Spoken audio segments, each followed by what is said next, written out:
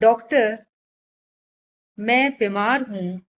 मुझे खांसी जुकाम हुआ है। क्या इस स्थिति में मुझे अपने बच्चे को ब्रेस्ट फीड करना चाहिए? ब्रेस्ट फीड यानी कि स्तनपान। इस स्थिति में आपको बच्चे को अपना दूध पिलाते रहना चाहिए।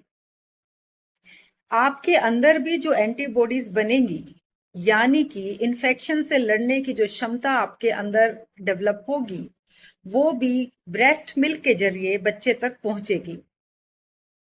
दूसरा, ब्रेस्ट फीडिंग के जो फायदे हैं वो सब जारी रहेंगे। आप एक्स्ट्रा एहतियात बरत सकती हैं। आप हाथ धोकर ही, साबुन पानी से हाथ धोकर ही बच्चे को उठाएं, मास्क पहनकर रखें और स्तनपान को जारी रखें। स्वस्थ रहिए, अपना ध्यान रखिए।